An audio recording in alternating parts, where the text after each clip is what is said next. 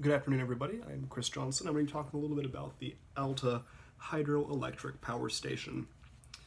As a hydroelectric power station, the issues here surround creation of artificial lakes and interruption, I suppose, of the water cycle. The Alta region is in northern Norway, beautifulest time of year. And let's talk a little bit about what the dam is in question. The dam currently operates at 150 megawatts and supplies 665 gigawatts per hour of energy to thousands of nearby residents. So we arrive at the question of why this was then offered as a video topic. If we're providing lots of clean power to lots of people, how is that bad?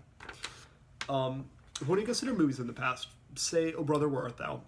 The reason I consider that movie is because it saw the displacement of a couple hundred people because of the construction of a dam, a hydroelectric power station. This is no different. Instead of Americans, however, it was the Sami, or the Laplander people. Their diet consists largely of salmon and reindeer, lots of coffee. I thought that was very interesting, and some few hardy grains and vegetables.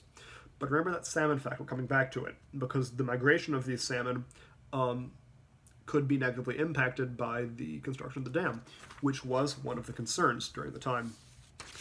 And here's where we arrive at the problem. It's a very social problem, a very ethical problem between the Norwegian government, who want who need the energy, who need the clean, reliable, renewable energy, as well as want to bolster their own infrastructure through construction.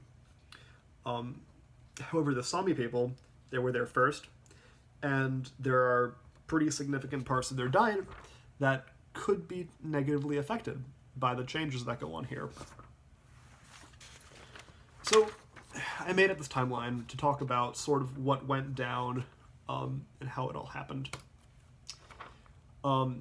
In January 1981, a bill was proposed to Parliament offering the construction of an electric dam in the area.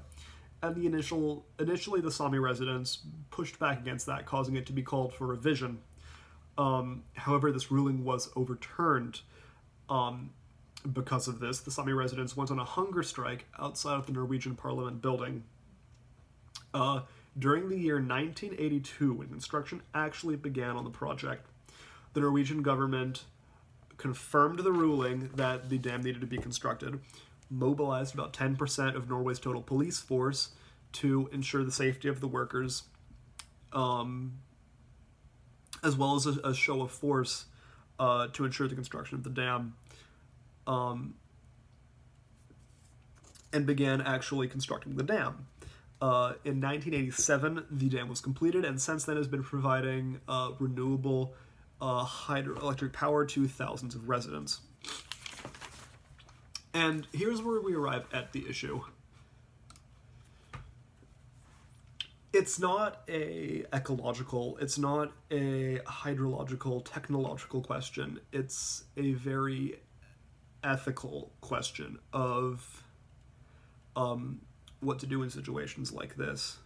Who's right? I don't have objective answers to that question. In fact, I'm actually sort of interested in seeing on what you guys think.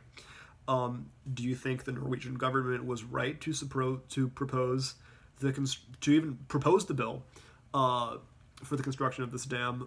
Do you think the Sami residents were right to exert their civil authority to civilly disobey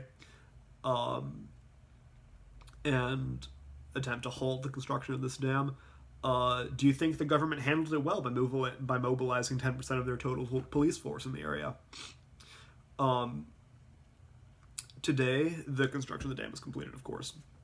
And a large lake remains in the area now, which is displaced a lot of the salmon's overall migration. Now they spawn farther downstream.